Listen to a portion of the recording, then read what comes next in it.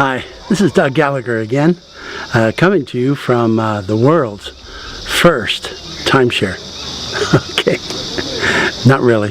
This is the Montezuma's Castle in Arizona.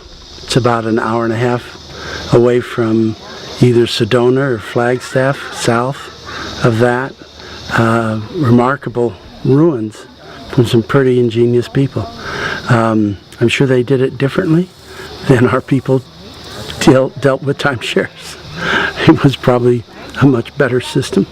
Okay, but today we're going to talk about just the basic ins and outs, the basic history of what the timeshare is, what it isn't, and how it's changed. The original idea was a great idea.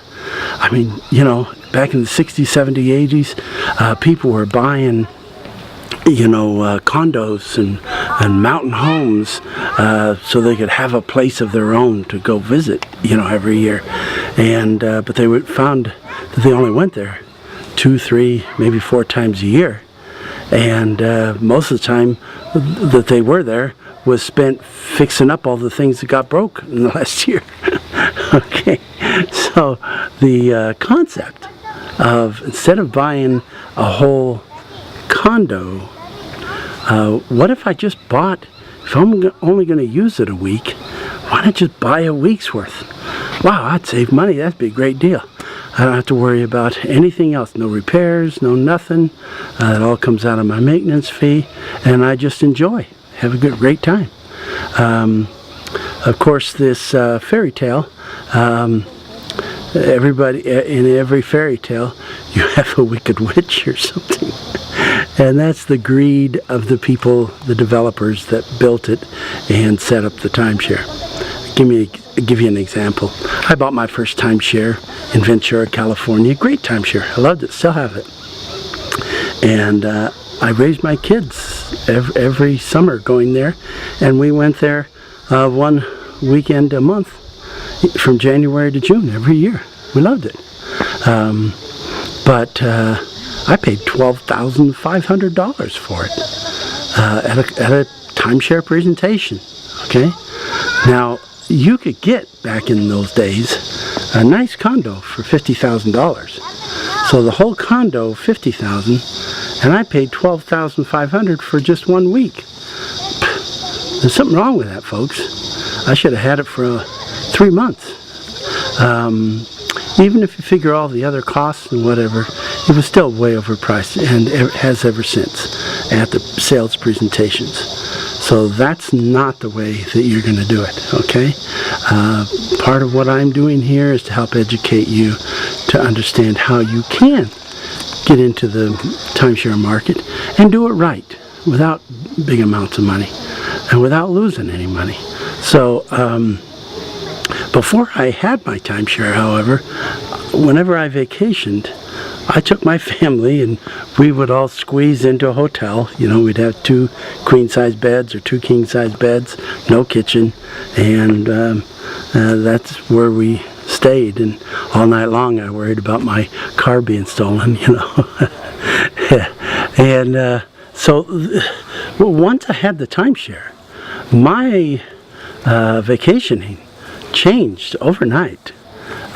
Even if I wasn't going to that one, I had availabilities to other ones, and wherever I went, as long as I was going on a week-long vacation, I went in a timeshare suite with a living room, a kitchen, a dining room, private bedroom or 2, usually on the beach or close to it, on the lake or close to it, at the ski slopes. I mean, if you can do it right, and you can get into a timeshare for little or no money, and the maintenance fees are very reasonable. If they're $700, that's $100 a night for your week. Now, I'm telling you, you cannot get the kind of timeshare suite that you're getting at a timeshare for $100 a night, including tax. You just can't. Heck, in San Diego, it's over $100 a night for a Motel 6 when you add the tax. So it has been a blessing for me to let me afford good vacationing.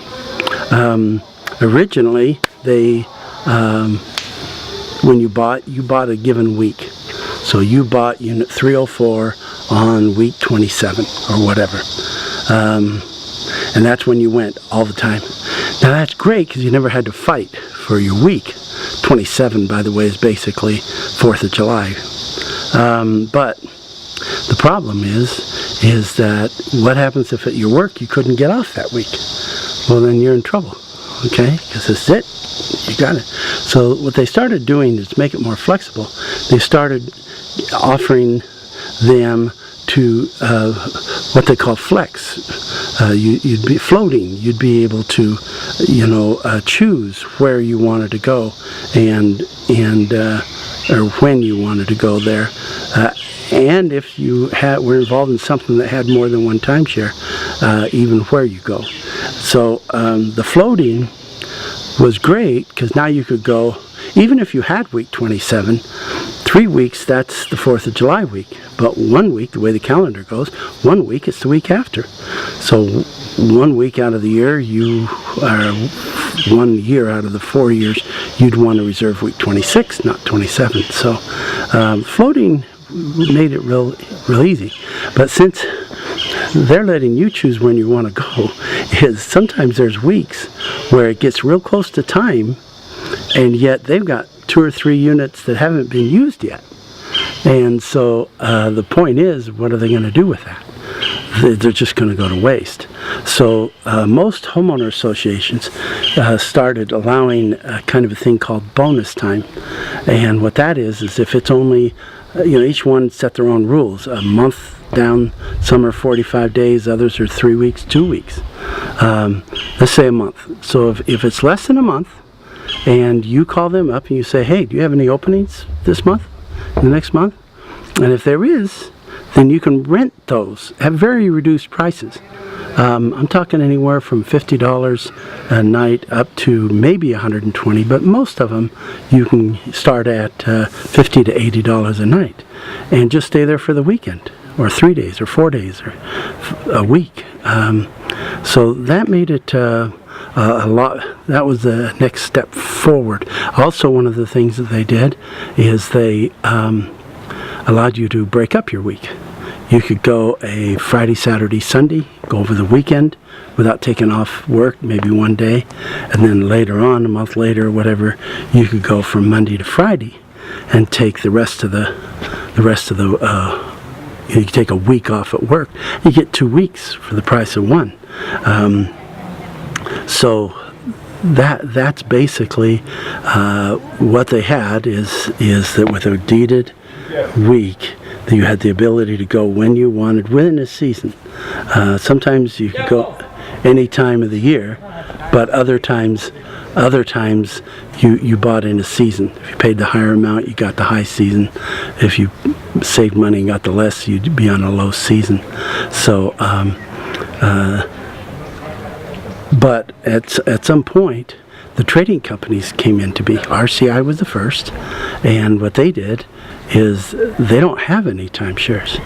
RCI just said, well, look, you let us have your week, and then we'll give you the week of somebody else that trades into us. And they let you give your week free, but when you go to pull out the other week, that's when they charge their fee. So it does cost you a little bit more when you use the trading companies, but later on there's a whole video about trading companies. I'll explain in that video how you can actually still come out ahead. Okay, because some of the benefits they give you, your average stay cost per week's vacation could actually lower because of your trading company. So we'll go over that at that time. Now, about 15 to 20 years ago, the timeshare developers kind of got wise, and they said, wait a minute. We built a resort, bought the land, built the resort, hired the salespeople. We sold all these deeds away, and by the time we sold all the deeds, the people owned them. We didn't own anything. And the developer's out, gone, Okay, and the timeshare is ran by a non-profit HOA, which is elected officials who are owners. Okay, and they're just there to keep the price down. There's no profit involved. Whatever the cost is for all the expenses is divided by how many people own it, and bingo, there's your maintenance fee. So you're able to keep your maintenance fee lower usually with a deeded timeshare. But what the developers said, why not have our cake and eat it too? You know, we're letting this golden goose go. So what they do is they build it, they buy the land, they build the resort, and then they sell you membership. They never lose ownership of the resort. They have the resort. They own the resort. So all you own is a membership, a promise, a club, but you're still mandatory to pay just as strong under their contract as if you had a deed. So I don't understand, at the point that, you know, it used to be they would do all this, sell it, and then they're out, and now they sell the same timeshares at more costs, and then they still own it. Why didn't the price go way down? At any rate, so that's the point system, and they all went to it. And the draw that they give to you, why that's such a great thing to do, is because you can now, you know, if you own 150 points, well, you could take 20,000 and go to this place for one night, go to this place for 2 nights. You don't have to use up a block of a week, and that's great, and that's fine. But I'm telling you, you know, at what price? At what price? Everything is more expensive. Your maintenance fees go up because they get a piece of the pie. The points, the value that you get for that goes up. Even when you sell your timeshare, it costs usually 3 times as much money to pull out of a point-based timeshare than it does a deeded timeshare. So everywhere along the line you're dealing with a profit organization, and that's why I'm not going to say any more about that. But we are going to talk in the next video about that. I'm going to talk more detail about that, and hope to see you at that next video. And thanks a lot. This is Doug Gallagher. I hope you're enjoying and learning from these. If you are, please, you know, follow me, like me. I like to be liked. I don't know, but I like you. You're watching my video. So, and share it with anyone else that you know, anyone who has any timeshares or anything. Get them educated. Okay, that's my goal. All right, thanks a lot. Doug Gallagher signing off.